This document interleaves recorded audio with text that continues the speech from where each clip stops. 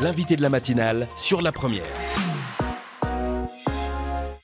Et en direct du studio radio de La Première, nous recevons le vice-recteur de Nouvelle-Calédonie, monsieur Jean-Charles Ringard-Flamand. Les questions de Thierry Belmont. Bonjour monsieur le vice-recteur. Bonjour à vous. Si je vous demandais un élément qui caractérise cette rentrée, ce serait lequel? Harmonie. Pourquoi harmonie? Harmonie pour deux bonnes raisons. La première parce que, vous le savez bien, le pays a rendez-vous avec son destin. Et l'école, par conséquent, doit avoir rendez-vous avec le pays. Et de fait, c'est l'occasion pour cette école d'honorer pleinement ses missions et en particulier de consolider le vivre ensemble. Et en cela, il y a harmonie. Et le deuxième idée, c'est que cette harmonie suppose qu'au sein de la communauté éducative, je dis bien communauté éducative, je ne me limite pas à la communauté pédagogique, puisqu'il s'agit aussi d'inclure les familles. Donc les familles, les enseignants, l'ensemble des agents, l'ensemble des éducateurs, des adjoints d'éducation, toutes les équipes de direction participent en communauté au développement de l'école. Et nous souhaitons naturellement que chacun et chacune honore ses missions, par conséquent exerce ses responsabilités, et qu'ainsi nous ayons une école qui continue en Nouvelle-Calédonie à progresser dans le cadre du projet éducatif. Alors vous l'avez dit, harmonie, c'est en écho au référendum qui s'invite dans les programmes scolaires. Comment les professeurs vont-ils aborder cette question? Alors, nous avons souhaité, sous l'égide de Mme Yekawe, la membre du gouvernement en charge de l'éducation, finalement, d'orienter trois priorités sur cette thématique. La première, c'est tout simplement les conditions de la rentrée en tant que telle. Aujourd'hui, demain, de manière plus ou moins échelonnée et adaptée à chacune des structures scolaires, il y aura des moments, des petits événements locaux qui feront en sorte que les familles seront accueillies d'une certaine manière. Il pourra y avoir ici un geste coutumier. Là, il pourra y avoir une entrée musicale. La deuxième chose, c'est que nous allons proposer à l'ensemble des maîtres un fonds documentaire et un certain nombre d'outils pédagogiques pour qu'il y ait, pas seulement en histoire-géographie, pas seulement en éducation morale et civique, là où il y a toute initiative pédagogique possible, une prise de conscience pour les élèves, élever les consciences des élèves sur cette problématique du référendum et de ses conséquences. Et puis j'ajoute un troisième élément non négligeable, c'est qu'il importe aussi que les élèves se mobilisent en matière d'éducation à la citoyenneté, et cette mobilisation prendra la forme cette année d'une fête de la jeunesse calédonienne, sur le modèle d'ailleurs de la fête de la science. Et de mars 2018 à septembre 2018, on va engager tous nos jeunes, tous nos écoliers, tous nos collégiens, tous nos lycéens vers des approches qui sont les leurs, afin, je le répète, de pouvoir eux aussi être au rendez-vous de ce pays. Et j'ajouterai un point. Eux aussi être dans une démarche positive. Eux aussi être dans une démarche positive, une rentrée en harmonie, parce qu'il ne faut pas affecter l'ambiance de l'école. Il y a un risque, Jean-Charles Ringard-Flamand, avec ce référendum qui rapproche? Je ne sais pas s'il y a un risque, mais je dirais l'école doit être à ce rendez-vous. Ce serait d'ailleurs une erreur qu'elle ne le soit pas. Une erreur même dans ses missions propres. Mais nous disons, comme nous l'avons dit d'ailleurs le 13 février, à tous les cadres de l'ensemble des établissements publics et de l'ensemble du vice-rectorat, c'est une occasion pour l'école d'honorer pleinement ses missions. Être à ce rendez-vous, est-ce que ce n'est pas justement donner le bâton pour se faire battre? On parlait d'ambiance générale. Oui. Non, c'est l'inverse qu'il convient de faire. C'est-à-dire, s'il y a un lieu de paix et d'harmonie, c'est bien celui de l'école.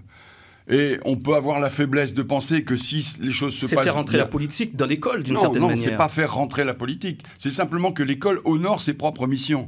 Si les choses se passent bien à l'école, il n'y a pas de raison que ça ne diffuse pas au sein de la société. Mais par ailleurs, je rappelle, une des fonctions fondamentales de l'école, c'est par la connaissance, de lutter contre les obscurantismes, de lutter contre les préjugés.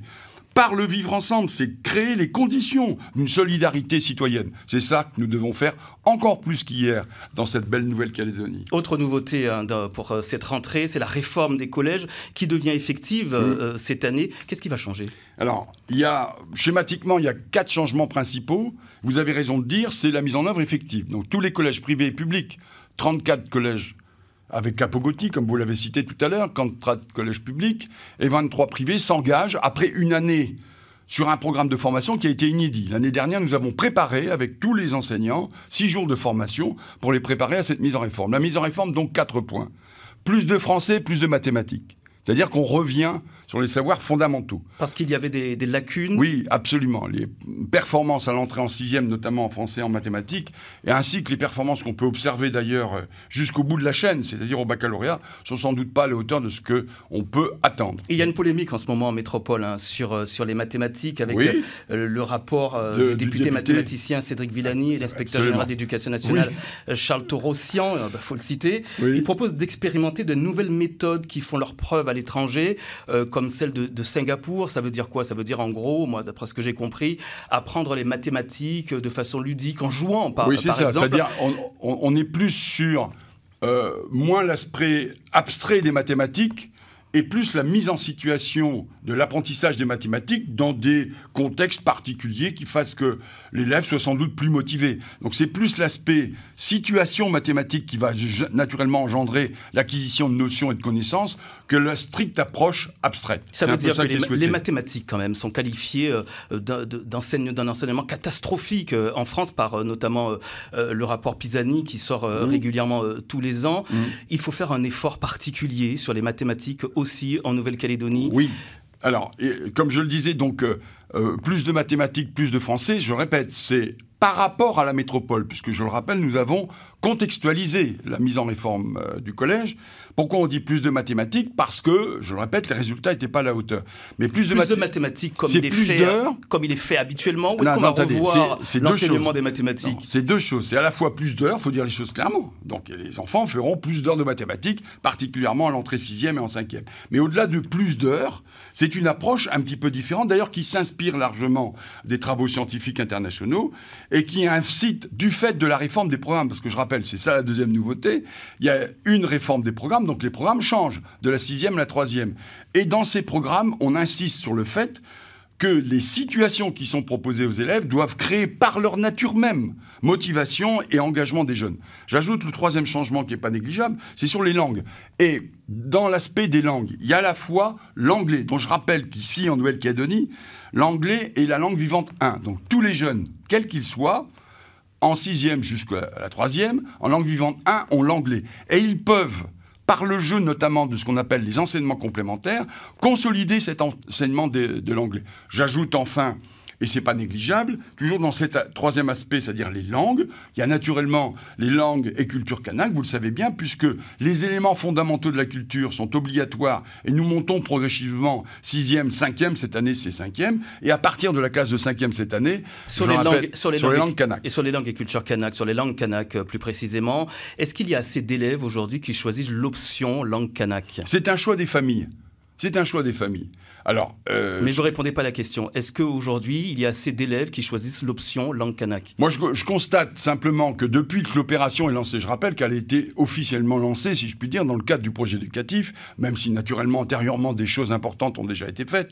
Mais là, dans le cadre du nouveau collège, ça a été lancé l'année dernière, les choses progressent, certes, régulièrement, peut-être pas effectivement à la hauteur d'autres langues vivantes 2, je pense à l'espagnol en particulier, qui reste la langue vivante 2 la plus prisée, mais je peux considérer aujourd'hui que les conditions que nous avons créées pour le développement des LCK va contribuer largement. Ça veut dire qu'il n'y a pas assez d'élèves aujourd'hui qui choisissent cette option. Il faut informer davantage les familles. Oui. Ça veut dire quoi aussi, monsieur le vice-recteur? Que les élèves ont voient peut-être leur intérêt ailleurs, choisir des langues qui pourront leur apporter plus de choses dans le futur. On parlait des langues vivantes, l'anglais par exemple. Bien sûr. Cet enseignement... Je prends un chiffre que j'ai déjà évoqué sur votre antenne l'année dernière.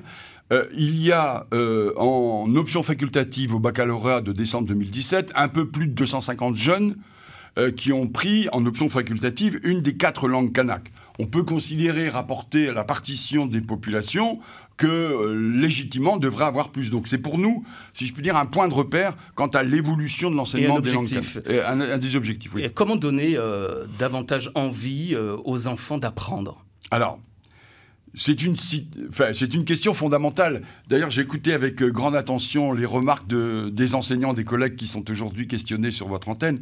En fait, on le sait bien, la situation pédagogique par sa nature, crée la motivation du jeune.